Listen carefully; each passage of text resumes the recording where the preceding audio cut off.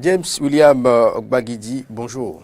Bonjour à vous tranquillin et bonjour à tous les amis téléspectateurs et à tous les auditeurs. Les clés du monde avec vous, Luis Ignacio Lula da Silva, après la chute, la fin, c'est le thème que nous abordons dans votre rubrique. C'est lui le favori de la prochaine élection présidentielle au Brésil, mais ce vendredi 6 avril 2018. Les portes du pénitencier vont sans doute se fermer sur l'ancien président brésilien, condamné à 12 ans de prison dans le cadre d'une vaste affaire de corruption qui a coûté son parti à sa successeuse, à celle qu'il a succédé justement à lui, à la tête du pays, Dilma Rousseff.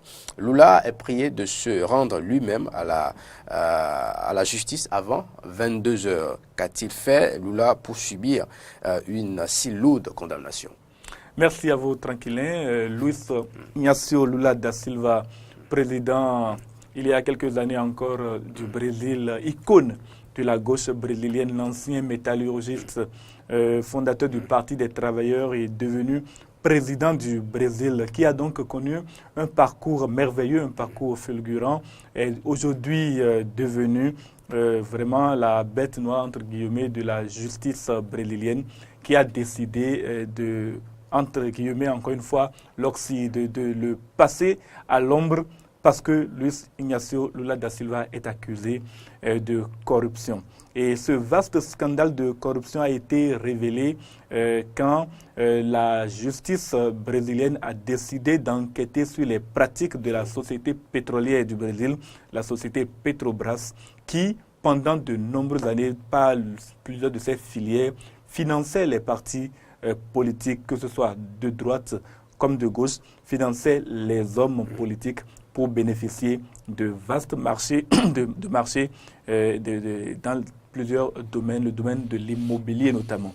On accuse donc Lula da Silva, pendant qu'il était président, d'avoir accordé des subsides, accordé des faveurs à l'entreprise Petrobras et en conséquence d'avoir reçu non seulement de l'argent, une résidence lui a même été offerte, une résidence cossue qui lui a été offerte. Et bien dans le cadre de cette enquête, il a forcément, naturellement, restitué cette résidence, mais la preuve a été faite que Luis Ignacio Lula da Silva était mêlé à ce vaste scandale de corruption. La justice brésilienne a eu la main lourde. Il a été condamné dans un premier temps à 9 années de prison. Nous en avons parlé ici même. Mais Lula da Silva a eu l'idée, on le dirait aujourd'hui la mauvaise idée, d'interjeter appel. Et les juges se sont de nouveau prononcés, cette fois à l'unanimité, pour corser la peine de 9 ans. Ils sont passés à 12 ans et 1 mois de prison. Voilà ce que Lula da Silva a fait et voilà le sort qui lui est réservé aujourd'hui. Il n'a pas encore fini d'épuiser tous ses recours, mais pourquoi doit-il se rendre en prison? Alors, après le verdict en première instance, Lula da Silva a interjeté appel, c'est tout à fait son droit, et c'est après cela que le verdict a été porté à 12 années et 1 mois de prison, nous l'avons déjà dit. Une fois que cette condamnation est survenue, il est normal que l'intéressé soit envoyé derrière les barreaux, même s'il doit encore saisir la justice pour d'autres révisions, pour une révision éventuellement de son procès, pour aller peut-être même jusqu'en cassation. De tout ce qui est certain, Lula da Silva ayant été condamné définitivement cette fois-ci, en tout cas pour le moment, la loi prévoit qu'il soit envoyé en prison. Et même de ce point de vue-là, il a en plus, il y a quelques jours, saisi la justice pour un habeas corpus, c'est-à-dire qu'il pourrait continuer à vivre en liberté, avoir presque un blanc-seing, ne pas être arrêté, ne pas être jeté en prison. Mais encore une fois, la justice a rejeté cette demande. À 6 voix contre 5, la Cour suprême a rejeté cette demande et il n'y a plus de raison que juridiquement pour que Luis Ignacio Lula da Silva reste en liberté. Aujourd'hui, en tout cas, dès que cette décision de la Cour suprême a été rendue, le juge qui s'occupe de l'affaire, le juge qui a mené cette enquête jusqu'au bout, l'enquête à laquelle on a donné le nom de lavage, c'est-à-dire lavage express, pour nettoyer un peu les différents secteurs ou circuits de la politique corrompue et corruptrice du Brésil. Le juge Moro a ordonné immédiatement sa mise sous mandat de dépôt en délivrant bien sûr donc ce mandat. Vous l'avez dit, je l'ai dit en introduction, il est favori à la prochaine élection présidentielle. Le chef d'État brésilien pourra-t-il quand même être candidat dans ces circonstances?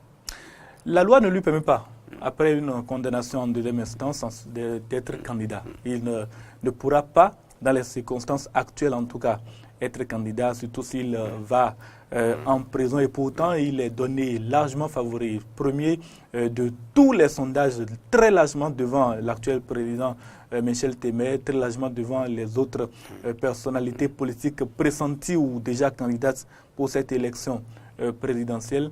Donc, malheureusement pour lui, il n'y a plus de possibilité qu'il soit candidat, à moins que les recours qui lui sont encore possibles, que les recours viennent remettre en cause la condamnation antérieure. Or, l'élection présidentielle, c'est dans quelques mois seulement, et il n'est pas certain que la justice ait déjà vidé ces recours-là. C'est ça le problème. Si la justice parvient à vider les recours et remet en cause la condamnation avant la date limite de dépôt des candidatures, Lula da Silva peut encore être candidat, mais à l'heure actuelle, lui-même l'a reconnu dans une interview récente, les carottes semblent être cuites. Et sa successeur qui a vu son mandat écouté à cause de la situation, peut-elle, elle, se présenter? Non. Pour bénéficier de l'aura un peu de sa popularité? Dilma Rousseff ne peut pas se présenter. Dilma Rousseff elle-même, elle a été destituée dans le cadre de cette affaire-là. Elle a fait appel, elle a essayé par différents moyens de se remettre en selle, d'être restaurée dans ses fonctions de président de la République du Brésil.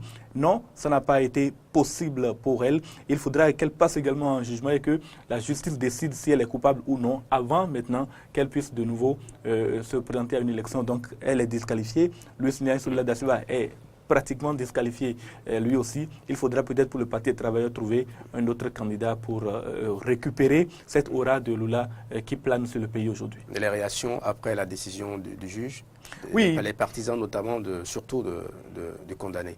Oui, beaucoup de réactions. La plupart de ces partisans sont vent debout contre cette condamnation. Ils estiment que c'est une manœuvre politique, une manœuvre orchestrée par le président en exercice. Or, on sait que Michel Temer lui-même, il est un peu visé par cette enquête. En fait, ce qui fait de Michel Temer un suspect, c'est que lui-même, il a été impliqué dans une affaire similaire. Son cas a été porté devant le Parlement, a été porté devant la justice et il a été, non pas blanchi, mais on lui a donné comme un blanc-seing pour continuer à exercer ses fonctions. Ce qui n'a pas été fait pour Lula da Silva ni pour Dilma Rousseff. Et donc on se demande, parce qu'il faut aussi noter une chose, quand Dilma Rousseff était présidente de la République, Michel Temer, membre de la coalition au pouvoir, était son vice-président. Et donc, si lui, Michel Temer, avait voulu défendre Dilma Rousseff n'aurait jamais été destitué. Son parti, avec les partis des travailleurs, avait la majorité pour protéger Dilma Rousseff. Mais il s'est rendu compte qu'il pouvait jouer sa propre partition.